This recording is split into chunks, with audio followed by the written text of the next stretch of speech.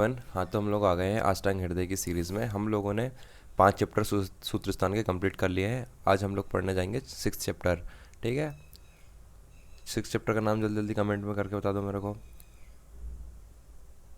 अन्न स्वरूप विज्ञानी है। ठीक है, अपन ने पिछले चैप्टर में क्या देखा था, सब जो भी लिक्विड लिक्विड सब्सटेंस है जो अपन खाने पीने में लेते हैं वो सब अपन ने पढ़ लिए थे। अब आज अपन क्या जो सॉलिड स्ट्रक्चर, जो आहार है, जो खाना एक्चुअल में, उसको अपन पढ़ेंगे। ठीक है,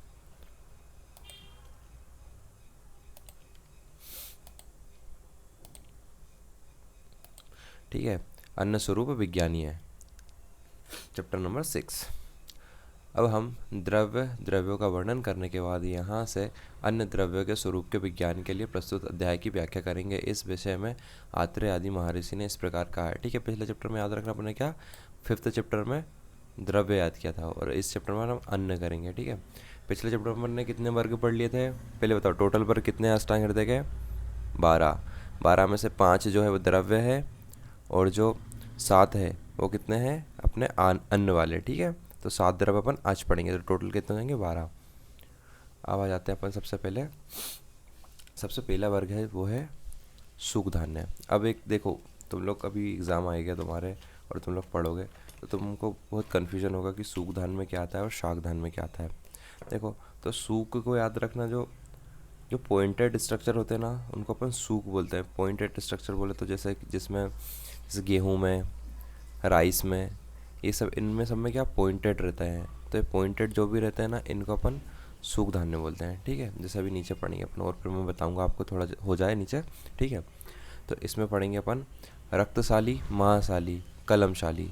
ये जो 3 शाली है ना, इसमें सबसे श्रेष्ठ जो है रक्तशाली, जो लाल चावल जिसको बोलते हैं ना अपन, वो सबसे श्रेष्ठ होता है। ठीक है, फिर उसके बाद तर्णकशाली, शकुन, हयतशाली, सुरा मुख, ये सब बहुत सारे नाम है, ये सब पढ़ना। ठीक है, दीर्घ शूक, रौद्र शूक, लोद्र के फूल के सदृश शूक वाला, सुगंधक, पुंडरिकशाली, पांडुशाली, पुंडरिकशाली, प्रमोद, गौर, शारीब, कंचन, महिषी, शूकशाली, दूषकशाली, कुष्मांडशाली, लांगलशाली, लोहवाल नामक शाली, कर्दमशाली, सीते भीरुकशाली, पतंगा, तापनीयशाली। इसके अतिरिक्त और भी जो अनेक शालियों की जातियां हैं वे सब शाली उत्तम कोटि के होते हैं।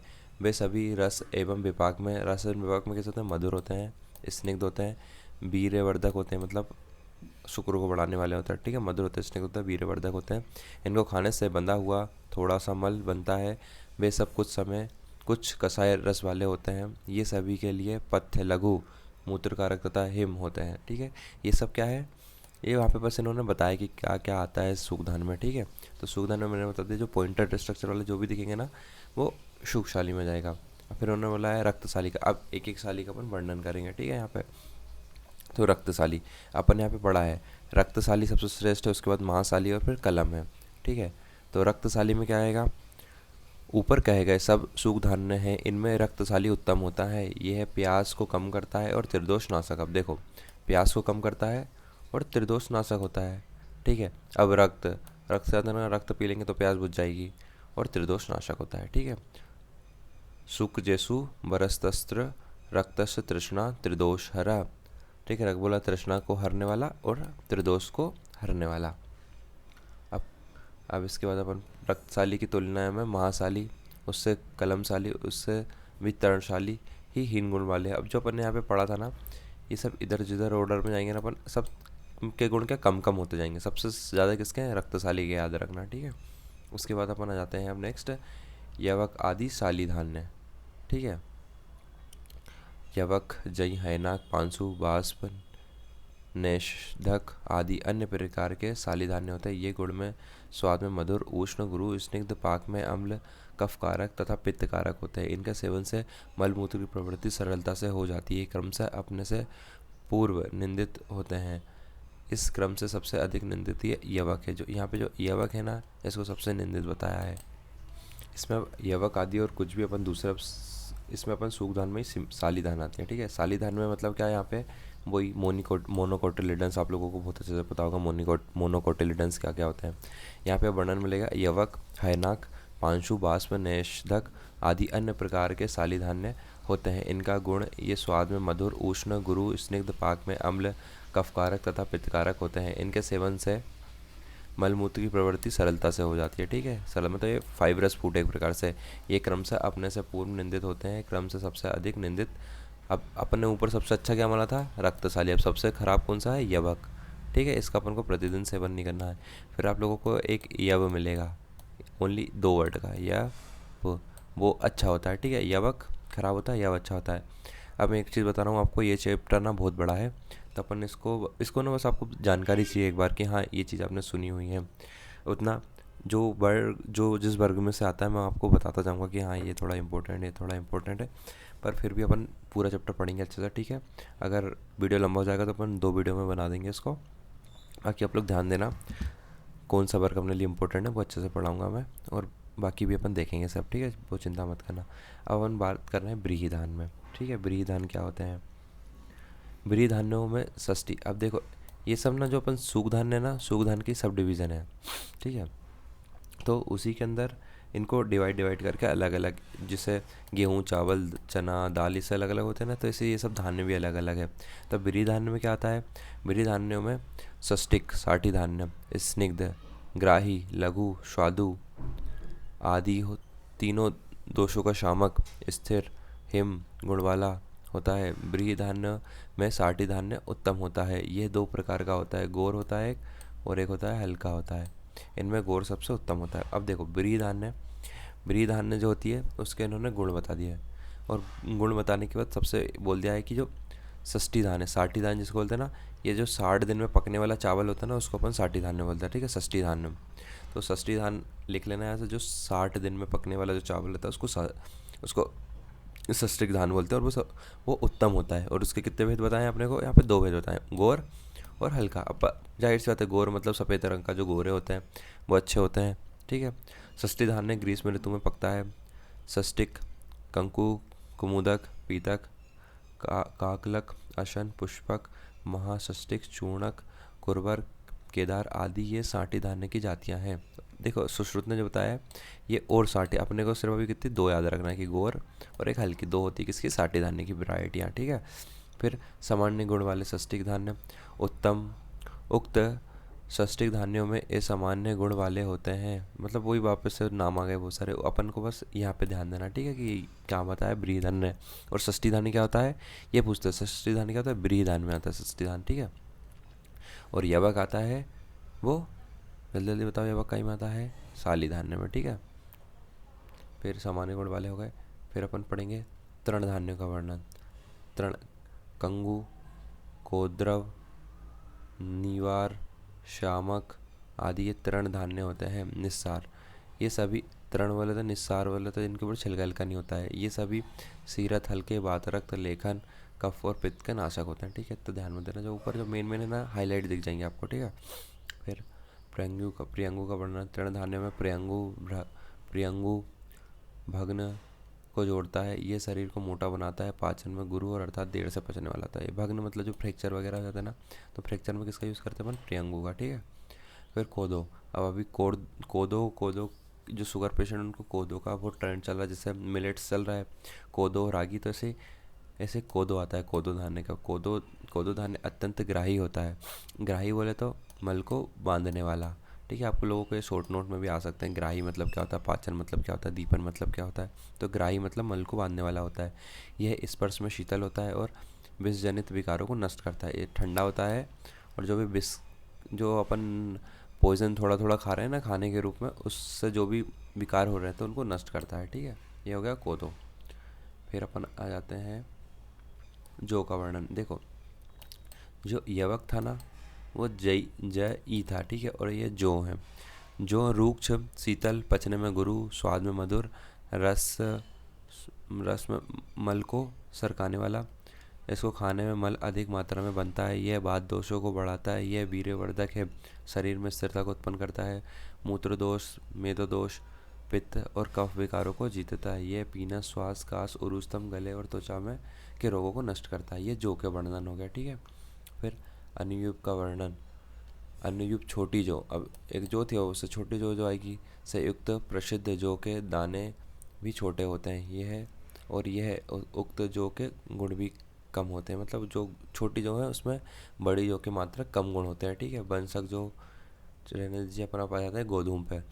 गोधूम बोले तो अपन जो गेहूँ होता है ना उसको गोधूम बोल रहे हैं, याद रखना है। बहुत जगह आपको गोधूम गोधूम टर्म आएगा, पर अपन कम कन्फ्यूज हो जाते हैं। बहुत बहुत से टाइम पर अपन क्या सोचते हैं कि ये गाय का कोई प्रोडक्ट होगा, पर नहीं, ये गोधूम मतलब गेहूँ होता है। गेहूँ के गुण, अब गेहूँ अपन लोग मैक्सिमम सब लोग गेहूँ के आटे की रोटी खाते हैं, तो गेहूँ का गुण धर्म सॉरी यह ब्रश्य होता है, शीतवीर्य होता है, पचने में गुरु होता है, स्निग्ध होता है, जीवनीय शक्ति प्रदान करने वाला, वात और पित्त का नाशक होता है, टूटी हुई अस्थि को जोड़ने वाला, स्वाद में मधुर, बोलते हैं ना गेहूं की रोटी नहीं खाते शुगर वाले लोग, मधुर होता है, स्थिरता देने वाला होता है, और सर होता है। ये सब का गेहूँ। अब आप लोग याद रखना, अपन जो गेहूँ के आटे खाते हैं उसके क्या क्या गुण है। ठीक है, फिर आते हैं अब जो गेहूँ है ना अपने, उसकी वैरायटी होती है एक नंदी मुखी, और एक और होती है, वो आप लोग अगले साल चरक में पढ़ोगे। ठीक है, दो वैरायटी होती है। तो एक यहाँ पे इन्होंने नंदी मुखी का वर्णन किया। तो और ये क्या होता है, जो नंदी मुख होता है ना, ये श्रेष्ठ होता है, मतलब अच्छा होता है। तो ये पथ्य, पथ्य का मैंने लास्ट लेक्चर में आपको बताया था कि पथ्य मतलब क्या होता है, हितकर होता है, जो अपनी आत्मा के लिए। शीतवीर्य वाला होता है, कशेला होता है, मधुर तथा पचने में लघु होता है। ठीक है, ये हो गया गोधूम के वर्णन। फिर शिम्बिधान, अब आ जाते हैं अपन शिम्बिधान पे। ठीक है, शिम्बिधान अपन ने अभी तक ऊपर क्या क्या पढ़ा, यहाँ पे दूसरा वर्ग आ गया। ठीक है, बी नंबर का। अपन ने अभी तक ऊपर क्या पढ़ा था, मोनोकोटिलिडन्स। अब ये संविधान में मतलब क्या होता है, डाइकोटिलिडन्स। अब देखो, आप लोगों ने केमिस्ट्री में पढ़ा होगा मोनो, बाय, ट्रिश। तो ये बी से अपन बी पढ़ लेंगे और बिस बोल देंगे बिस। ट्रिस पढ़ते हैं ना, बिस ट्रिस, बिस मतलब दो। तो डाइकोट को क्या बोल देते हैं अपन, संविधान ने।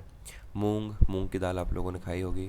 अरहर, मसूर आदि संविधान कहए जाते हैं। ये संविधान स्वाद में कसीले तथा मधुर होते हैं, मल को बांधते हैं, इनका कटु विपाक होता है, ये शीतवीर्य तथा लघुपाकी होते हैं। इनका प्रयोग मेदो विकार, कफ विकार, मेदो विकार मतलब जो ओबीस पेशेंट होते हैं, मोटे लोग होते हैं, उनको खान बोलते हैं ना, हल्का हल्का खाना खाना है, तो मूंग की दाल हल्की होती है। कफ विकार, रक्त विकार, पित्त विकारों में लेप तथा उसके तथा उपसेक अर्थात दाल कड़ी आदि के रूप में किया जाता है। मूंग का क्या अपन यूज़ करते हैं, दाल। अब किसी किसी को अपन कड़ी में भी डालते हैं इसको। ठीक है, वो खाने का इतना आइडिया नहीं है मेरे को। ठीक है, क्या बनता है। बाकी संविधान में आपको क्या रखना है कि ये डाइकोट्स आते हैं, डाइकोट्स में श्रेष्ठ क्या होती है, मूंग की दाल होती है, ये नीचे लिखा होगा। ठीक है, अब अपन पढ़ते हैं सबसे पहले मूंग मटर राजमांस। राजमांस इस अपन राजमा, राजमा जो बनता है ना, चावल राजमा बहुत फेमस है हमारे इंदौर में। तो मूंग, मूंग किसको बोलते हैं, मूंग, अरहर, मसूर नामक दालों में मूंग श्रेष्ठ होता है। क्या होता है, मूंग श्रेष्ठ होता है। ठीक है,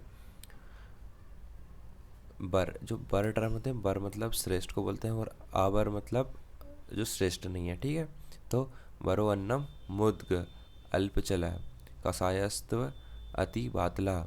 जो कलाय है ना, कलायस्त अति बातला, जो मटर, मटर को बोलते हैं कलाय, लिख लेना है, मटर इस कलाय। अब कलाय मटर क्या, बहुत ज़्यादा बात को बढ़ाती है, मतलब मटर अपने खा ली तो अपने अंदर बहुत ज़्यादा बात की वृद्धि हो जाती है। तो ये थोड़ा बात कारक होता है। अब मटर के बारे में, मतलब अत्यधिक बात कारक होता है। राजमांस, अब राजमा के बहुत सारे फायदे हैं। ठीक है, राजमा खाना चाहिए। बात कारक, रूक्ष तथा गुरु, पचने में देर लगाने वाला होता है। इसलिए जो अपन नॉर्थ साइड जाते हैं ना, हिली स्टेशन एरिया में, उधर पे क्या ठंड ज़्यादा रहती है, ठंड रहती है, तो क्या अपन ने हेमंत ऋतु में पढ़ा था, ठंड बाहर रहती है तो अपनी अग्नि बढ़ जाती है। तो अग्नि बढ़ने के कारण क्या, उधर के लोगों को हल्का खाना बहुत जल्दी पच जाता है, तो वो लोग क्या राजमा चावल खाते हैं, तो टाइम रहता है पचने में। इसका अधिकांश भाग पुरीस बनाता है, ये भी कोई फाइब्रस फूड है तो पुरीस बनाएगा। ठीक है, फिर अपन आ जाते हैं कुल्थी।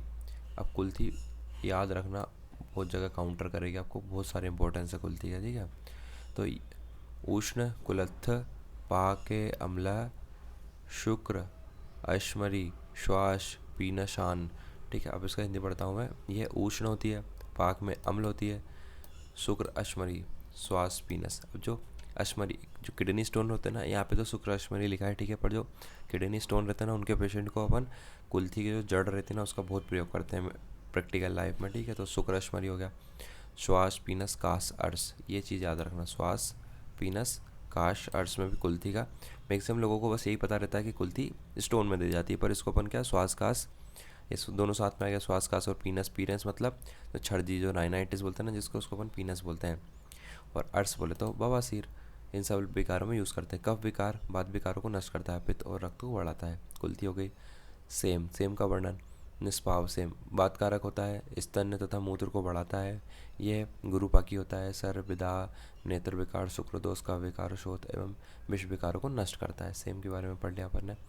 अब मांस उड़द की दाल के बारे में पढ़ते हैं। बोलते हैं ना उड़द की दाल नहीं खाना चाहिए। उड़द की दाल खाना है तो ठंड में खाना चाहिए, क्योंकि उड़द की दाल बहुत ज़्यादा गुरु भारी होती है, पचने में बहुत टाइम लगाती है। तो मांस उड़द स्निग्ध स्निग्ध होती है, बलवर्धक होती है, कफकारक होती है, मलवर्धक होती है, पित्तकारक होती है, सर होती है, पाचन में गुरु होती है, उष्ण होती है, वातनाशक होती है, स्वाद में मधुर होती है, शुक्रवर्धक होती है और विरेचक होती है। बहुत सारे गुण बता दिए मैंने आपको मांस के।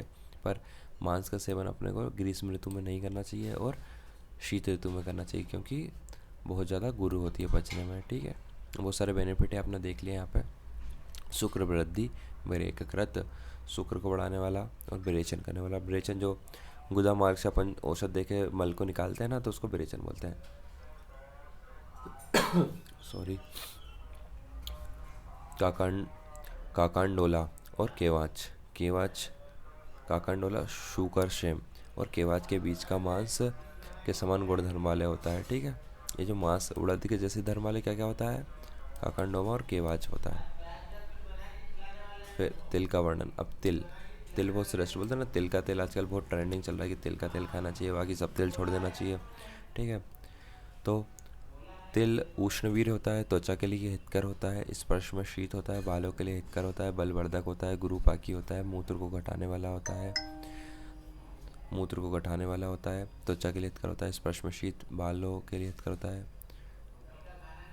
बलवर्धक, गुरुपाकी, मूत्र को घटाने वाला, विपाक में कटु, बुद्धिवर्धक होता है, अग्निवर्धक होता है, कफकारक होता है, पित्तकारक होता है। ठीक है, तो अपन ने देख लिया उष्णवीर वाला होता है। ठीक है, अब इसको थोड़ा सा प्रैक्टिकल यूज़ में लेना। ठीक है, कि प्रैक्टिकली मतलब तेल का यूज़ करते हैं तो अपन क्यों करना चाहिए, और सबसे कॉस्टली भी तिल का तेल आता है। ठीक है, तो एक मेन स्टूडेंट के पॉइंट ऑफ व्यू से अपने को बुद्धि बढ़ा देगा।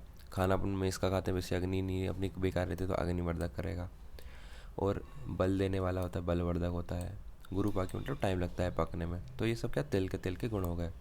ठीक है, ऑल्सो अम्ल रस मज्जागत, ये तो आपके काम की चीज़ है। ठीक है भाई, अतीस कुसुम। अब आ जाते हैं मांस और यवक का वर्णन।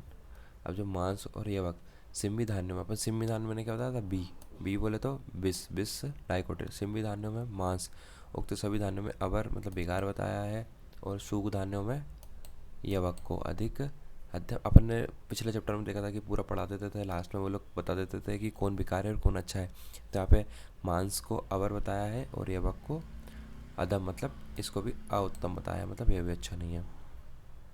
फिर अपन आ जाते हैं धान्य विवेचन। उक्त दोनों प्रकार के धान्य नई अवस्था में अभिसंधि होते हैं और वे ही साल भर पुराने होने पर लघु हो जाते हैं। जो धान्य शीघ्र पक जाते हैं जैसे साठी आदि, तथा छिलका उतारे हुए घी तेल आदि में भुने हुए दालों भी लघु हो जाती है। अब बोलते हैं ना गेहूँ और जो चावल उनको पुराना खाना चाहिए, तो अब उसका रीज़न यही है, इनको पुराना क्यों खाते हैं अपन धान्यों को, कि वो हल्के हो जाते हैं। अगर गुरु रहते हैं तो वो कफ को बढ़ाते हैं। गुरु जो भी चीज़ जो भी चीज़ कफ को बढ़ाती है ना, वो गुरु होती है, और अभिसंधि, ये सब एक ही टर्मिनोलॉजी होती है। ठीक है, जो अभिसंध होते हैं वो कफ को बढ़ाने वाले होते हैं, और गुरु होते हैं तो वो अपने को पचने में दिक्कत करेंगे, और अपन से खाना नहीं पचेगा, अग्नि दुर्बल होगी, और इनडाइजेशन होगा अपन को, और उसके कारण अपन बीमार हो जाएंगे। ठीक है, अब है पकाए गए अन्नों का वर्णन। ठीक, अब अपने यहाँ पे आ गया सी नंबर का। ठीक है, कौन सा आ जाएगा अपना सी नंबर का, कृतान वर्ग। अब आप लोगों को नेक्स्ट ईयर में सब्जेक्ट आएगा एक भेषज कल्पना। भेषज कल्पना में आप लोग कषायों की कल्पना पढ़ोगे, कि जो भी अपन मेडिसिन पेशेंट को देते हैं वो कौन कौन से फॉर्म में रहती है। ठीक है, एक मंडपेया विलयपी ओदनस्य लाघवम चा, तो ये सब ना कषाय कल्पना भी है, मतलब उनसे मिलती जुलती है। तो याद रखना कि ये जो मंडपेया विलेपी होता है, और जो पंचकर्म करवाते हैं ना, पंचकर्म के बाद में जो पंचकर्म करवाने के बाद क्या अग्नि बहुत वीक हो जाती है पर्सन की, तो उसकी अग्निवर्धन के लिए अपन ये मंडपेया विलेपी देते हैं। तो ये सब कौन से वर्ग में आते हैं, कृतान वर्ग में। याद रखना है कौन से वर्ग में आता है, कृतान वर्ग में।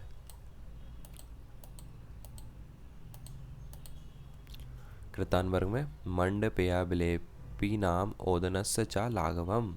अब अपन उनके गुण के बारे में पढ़ेंगे। ठीक है, सबके अलग अलग गुण हैं। मंड पेय, विलेपी, ओदन ये क्रमशः अपने अपने पूर्वत पदार्थ में लघु उपाकी होते हैं। ठीक है। मंड का परिचय, ये शिव होता है, बात दोष को अनुलोमन करता है, तृष्णा, ग्लानि, बमन, विरेचन आदि के संशोधन कराने के, बोला ना मैंने, पंचकर्म कराने के बाद इनका प्रयोग करते हैं, बाद में बचे हुए दोषों का विनाशक है।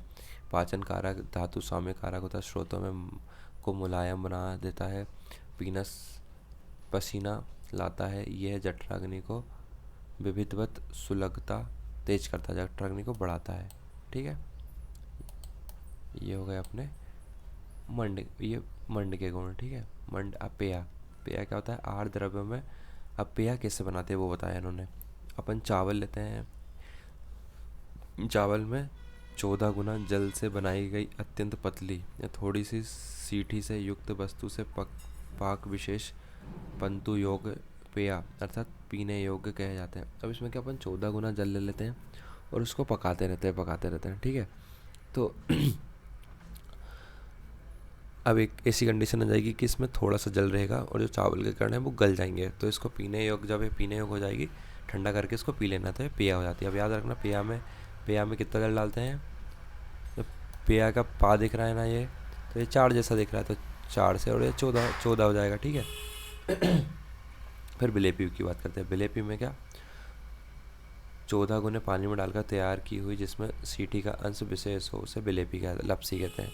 ठीक है। विलेपी, बस इसमें याद रखना है कि किसमें कितना पानी डालना है, सब चीज़ एक ही है, बस पानी का अंतर है। ठीक है। मंड, पेया, विलेपी हो गए। अब यथापूर्व सुस्त्र मंड बात अनुलोमनम, जो मंड होता है बात का अनुलोमन करता है।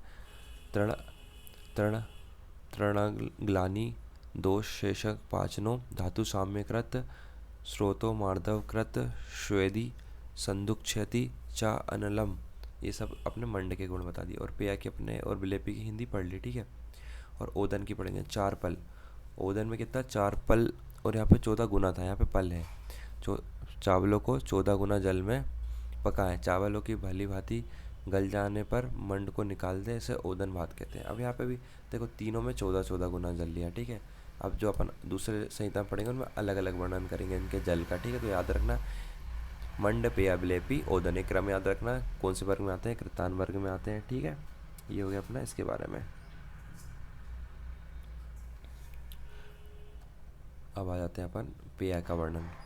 और मंड पढ़ लिया। पेया, ये भूख तथा प्यास को शांत करता है, गिलानी, दुर्बलता, उदर रोग, ज्वर का विनाश करता है, पुरुष आदि मलों का अनुलोमन करती है, रोग तथा निरोग दोनों के लिए हितकर होता है। यह दीपन और पाचन होता है। ठीक है। रोगी भी पी सकता है, निरोगी भी पी सकता है इसको। पेया हो गए।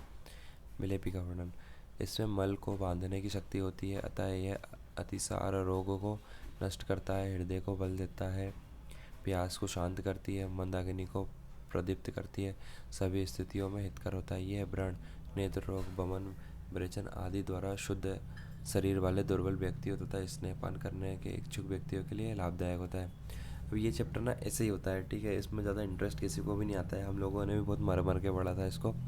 तो यहाँ पे एक ट्रिक लिखी है, विग्रह है, तो ब्या से विग्रह और ग्रा से गृहिणी रोग और हृदय होता है, गृहिणी के लिए अच्छा होता है और हृदय होता है, यहाँ पे लिख लेना आप लोग विग्रह। फिर ओदन, जो भात चावलों में भली भांति धोकर पकाया जाता है, पकाने पर जिसमें से मंड निकाल लिया गया हो, जिसमें अभी तक गर्मी बनी हुई हो, ऐसे भात लघु होता है। सुपाच्य, जो भात चित्रक अर्थात सोंठ के क्वाथ में बनाया गया चावलों को भूनकर बनाया जाता है, वह भी लघु होता है। अपन क्या, अदरक को, सोंठ जो सूखा हुआ अदरक था ना, उसको एक पानी में उबाल लेते हैं और उस पानी से अगर चावल को बनाते हैं तो ये भी लघु होता है। इसके विपरीत अर्थात दूध में पकाया हुआ चावल भी, खीर, मांस रस में पकाए हुए चावल की का भात या बिना मांड निकाला हुआ भात, ये सब गुरु होते हैं। ठीक है। संक्षिप्त निर्देश, अब पूरा ऊपर पढ़ा दिया, उसके बाद मैं थोड़ा संक्षिप्त में, मतलब शॉर्ट समरी जिसको बोलते हैं वो बता दिया। इस प्रकार द्रव्य, कर्म, योग तथा उनके मान आदि शब्द से देश काल का ग्रहण करके सभी प्रकार के आहार द्रव्यों को लघु, गुरु आदि गुणों दोषों को स्वयं भी विचार कर लेना चाहिए और दूसरों को उसका निर्देश करना चाहिए। अब अपन को ना थोड़ा सा आइडिया लग सकता है कि हाँ, कौन से देश में कौन सा आहार है, तो अपन उस देश के अकॉर्डिंग उसके गुण है तो अपन को ऐसे जान लेना चाहिए कि अब कुछ चीज़ राजस्थान में बन रही है, कुछ औसत राजस्थान में कुछ आहार बन रहा है, तो वो किसी लघु होगी और उष्ण होगी। और कुछ ठंडे प्रदेश में होगी तो वो कफकारक मतलब भारी होगी। ठीक है, अब अपन आ जाते हैं मांस रस के गुण के बारे में। ये धातु को, अब देखो मांस जो होता है ओबियसली बात है मांस पुष्टि करेगा, क्योंकि जो लोग मांस खाने से मांस की वृद्धि होती है। ये धातु को पुष्टि करने वाला होता है, तृप्तिकारक होता है, वीर्यवर्धक होता है, आंखों के लिए हितकर होता है, व्रणनाशक होता है। मांस रस के गुण के बारे में, मूंग का यूज़। अब मूंग की दाल को अपन एक पानी में पका के उससे क्या बना होता है, ठीक है, जैसे अपन ने ऊपर बोला था ना इतने गुना पानी में, तो ऐसे यूज़ भी ऐसे ही बनता है। तो यह वमन विरेचन आदि क्रियाओं में शुद्ध शरीर वाले के लिए, व्रण कंठ तथा नेत्र रोगियों के लिए हितकर होता है। कुलत का यूज़, यह बात दोष को अनुलोमन करता है। जो पेट के अंदर वायु बन जाती है ना, उसको नीचे गुदा मार्ग से रिलीज करने को अपन क्या बोलते हैं, अनुलोमन बोलते हैं। ठीक है, अनुलोमन करता है। गुल्म रोग, तूनी और प्रतूनी नामक बात रोगों का विनाश करता है। ठीक है, एक तूनी प्रतूनी रोग है, इसमें क्या मुँह अपनी जो बस्ती है, मतलब जो मूत्र यूरिनरी ब्लेडर से पेन स्टार्ट होकर अपने टिप ऑफ द पीनस तक आता है, तो उसको अपन तूनी बोलते हैं। और इसका अपोजिट हो जाता है तो उसको प्रतूनी बोल देता है। ठीक है, तिल, प्रण्याक आदि, तिल की खली से बने हुए भोज्य पदार्थ, चना एवं सरसों के पत्तों को सुखाकर बनाए गए शाक। अब देखो शाक वर्क आ गया अपन लोग यहाँ पे, अब शाक के बारे में पढ़ने लगे हैं। शाक, विरुद्ध तथा कांजी में डाले गए बड़े, ये सब पदार्थ दृष्टिनाशक, बात आदि, दोषकारक, ग्लानिकारक और गुरु होते हैं। ठीक है, तिल और जो पेड़ियाक है, याद रखना है तिल का बस एक थोड़ा सा डिसएडवांटेज क्या है कि ये दृष्टिनाशक हो जाता है थोड़ा सा। ठीक है, अब आ जाता है रसाला के गुण। रसाला, श्रीखंड, श्रीखंड को क्या बोलते हैं अपन, रसाला। रस, रक्त आदि धातु को बढ़ाने वाला होता है, वीर्यवर्धक होता है, स्निग्ध होता है, बलवर्धक होता है तथा रुचि को बढ़ाने वाला होता है। ठीक है, अपन पता है खाने में खाते टाइम श्रीखंड खाते हैं पहले थोड़ा सा, उसके बाद खाना खाते हैं तो थोड़ा अच्छा लगता है, क्योंकि ये क्या होता है, रसाला, ब्रहणी, वृश्य, स्निग्धा, बल्य, रुचि प्रदा। फिर आ जाते हैं अपन पानक, शीतल पेय के गुण। ये शारीरिक थकावट, भूख, प्यास तथा मानसिक सुस्ती को हटाता है, तृप्तिकारक होता है, गुरु होता है। यह विष्टम्भ कारक, मल अवरोध मतलब मल को रोकता है, क्योंकि ठंडा है, ठंडी चीज़ें रोक देती है। मूत्र को निकलने देने वाला, रुचिकर होता है, विशेष करके यह जिस प्रकार के द्रव्यों से बनाया जाता है तदनुसार गुणों वाला होता है। ठीक है, फिर जाते हैं लाजा पे। लावा, खील, ये तृष्णा, प्यास, अतिसार, प्रमेह, मेदोवृद्धि तथा कवदोष का विनाश करता है। कास एवं पित्त विकारों को शांत करता है। जठराग्नि को प्रदीप्त करता है। लघुपाकी होता है, शीतल तथा शीतवीर्य होता है। ये प्रथुक चूड़ा, जो अपन नमकीन का चूड़ा बनाते हैं ना, वो ये पचने में गुरु होता है, बलवर्धक होता है, कफकारक होता है, विष्टम्भ कारक होता है। ये सब अपन को नहीं खाना चाहिए इसलिए। ठीक है, यहाँ पे इतनी सारी उसकी बुराई लिखी गई है। धाना, भुने हुए जौ या चावल, जो अपन चने को फोड़ते हैं ना, इसी प्रकार ये जौ और चावल को फोड़े, ये विष्टम्भ कारक होता है, रूक्ष होता है। जब ये भुनी हुई चीज़ आती है ना, वो सब रूक्ष होती है। कहीं पे भी भुनी हुई चीज़ आ जाए ना, तो याद रखने की वो लघु हो जाती है और रूक्ष हो जाती है। तृप्तिकारक होता है, लेखन करने वाला होता है, पचने में। अब जो चीज़ लघु है वो मोटे लोगों को देंगे तो ऑब्वियस सी बात है, लेखन करके वो क्या उसको पतला कर देगी। फिर आ जाता है सत्तू। सत्तू बहुत बेस्ट चीज़ है गर्मियों में, सत्तू को गर्मियों में ही खाना चाहिए। ठीक है, अब सत्तू के प्रायः सभी प्रकार के सत्तू लघु होते हैं। ये भूख, प्यास, थकावट, नेत्ररोग, व्रण को नष्ट करते हैं। ये पीने से तत्काल तृप्तिकारक तथा बलकारक होते हैं। ग्रीष्म ऋतु में क्यों पीते हैं, क्योंकि ग्रीष्म ऋतु में मैंने बताया था बल बहुत कम हो जाता है, सूरज बहुत अपना पूरा स्नेह पूरा बल अपना ले लेता है, तो अपने को क्या सत्तू पी के अपना बल बढ़ाना है। तो वही बताना है कि तृप्तिकारक होता है, तृप्तिकारक होता है, बल को बढ़ाता है। सत्तू खाते समय बीच बीच में, अब ये सत्तू खाने के नियम है। ठीक है, सत्तू खाते समय बीच बीच में पानी नहीं पीना चाहिए। दिन भर में 2 बार सत्तू का सेवन, 1 बार खाना है सत्तू बस। रात में नहीं खाना चाहिए। केवल बिना नमक गुड़ मिलाए सत्तू को केवल सिर्फ सत्तू घोल के नहीं, उसमें अपने को नमक और गुड़ भी मिला के खाना चाहिए। ठीक है, भोजन कर लेने के बाद सत्तू का सेवन नहीं करना चाहिए। आटा की भांति सान कर, दांतों से काट काट कर चबाकर इसका सेवन नहीं करना चाहिए। अब कुछ लोग सत्तू की क्या रोटी बना देते हैं, तो ऐसा भी नहीं करना है। अधिक मात्रा में सत्तू के बस थोड़ा सा खाना चाहिए, ज़्यादा मात्रा में नहीं खाना चाहिए। ठीक है, सत्तू के नियम हो गए। इनको ना बढ़िया एक स्टिकी नोट्स लगा के कि हाँ ये सत्तू का नियम करके यहाँ पे लिख लेना, आपको बहुत काम आएंगे सत्तू के नियम। बहुत ये सब चीज़ें ना फर्स्ट ईयर तक सीमित नहीं है, ये चीज़ें आपको आगे तक काम आएगी। ठीक है, फिर आ जाते हैं अपन बकरी भेड़ का वर्णन। ठीक है, बकरी तथा भेड़ ये योनि से संबंधित में निश्चित रूप से ये नहीं कहा जा सकता, क्योंकि ये दोनों जंगल और अनुपदेश के विचरण करती है। अब जो भेड़ और बकरी होती है ना, ये अनुपदेश में भी पाई जाती है और जंगल देश में भी पाई जाती है। तो इसमें अपन ना देश देश के अनुसार इनके गुणों का वर्णन नहीं कर सकते हैं, है ना।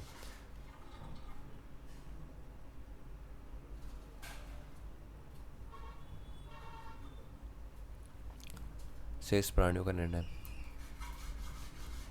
शेष मांस योनियों का निश्चय इस प्रकार है। प्रारंभ में 3 वर्ग गए हैं, मृग, विस्कर और प्रतुद जंगल देश के, और अंतिम 3 जो होते हैं, अब जो ना अपने मांस वर्ग पढ़ रहे हैं। ठीक है, इसमें ना एनिमल के अपने को मिलेंगे। कृतान वर्ग हो गया अपना। अब मांस रस।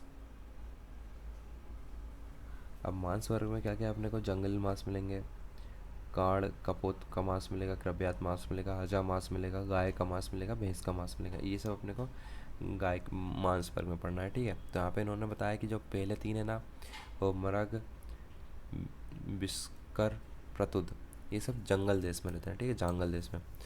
और अंतिम के 3 जो हिरण होती है, जलचर पक्षी होते हैं, और मछलियाँ होती हैं, मछलियाँ होते हैं, अनूप देश में होता है। अनूप मतलब जो जल में रहने वाले कहे जाते हैं। तथा मध्य 2 वर्ग जो है बिलेश्य और प्रशा। बिलेश्य मतलब जो बिल में रहने वाले होते हैं। ये दोनों के लक्षण से युक्त साधारण देश में माने जाते हैं। ये क्या साधारण देश में, देश आपको बता चुका हूँ अच्छे से। ठीक है, अब हम मांस का वर्णन करेंगे। उक्त मांसों में जंगल देश के प्राणियों के मांस मल को बांधता है।